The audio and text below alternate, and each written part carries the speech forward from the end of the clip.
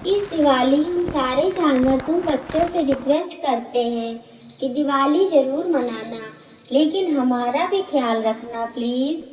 बम चटाई जैसे खतरनाक पटाखों के फूटने पर बहुत सारे बच्चों को भले ही मजा आता हो, लेकिन हम जानवरों को ये पटाखे किसी मुसीबत से कम नहीं लगते। अगर कभी दिवाली के दिन हम आतिशबाजी शुरू होने से पहले अपने घोंसले तक न पहुंच पाए तो हमारी आफत ही आ जाती है। पटाखों की आवाजों से हम एकदम कंफ्यूज हो जाते हैं। ना ही घोंसले तक का रास्ता याद रहता है, ना रुकावटों का अंदाजा।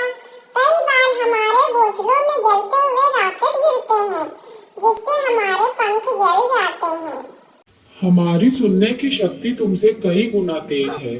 ये तो तुमने स्कूल में पढ़ा ही होगा। तुम जब भी किसी के कान में भी कोई बात कहते हो तो हम उसे सुन सकते हैं।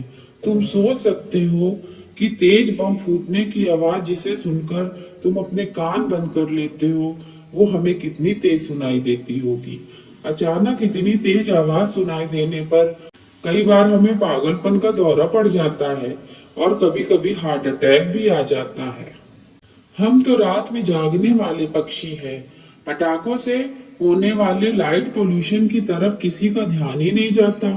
इतनी रोशनी हमें चकाचौंध कर देती है और हम कई बार खंभों और इमारतों से टकरा जाते हैं। इस रोशनी से हमारा रात में शिकार करने का दायरा कम हो जाता है, जिस वजह से हम भूखे रह जाते हैं। मैं तो तुम्हारे चिल्लाने से ही डर जाता हूँ। फिर सोचो तो उन बम जैसे खतरनाक पटाखों से मेरा क्या हाल होता होगा। दिवाली के दिन मैं डर से कांपने लगता हूँ। कई बार मुझे हार्ट अटैक भी आ जाता है। दिवाली की अगली सुबह मैदानों में घास चरते समय मैं बुझे हुए पटाखों में मौजूद खतरनाक केमिकल्स खा लेती हूँ, जिससे मेरा पाचन तंत्र खराब हो जाता है। बच्चों, कोशिश करो कि तेज आवाज और धुएं वाले पटाखों से दूर रहो, ताकि बुजुर्गों, छोटे बच्चों, मरीजों और जानवरों को कम से कम परेशानी हो और हम पर्यावरण को भी नुकसान होने से बचा सके। Wish you a very happy and safe Deepawali.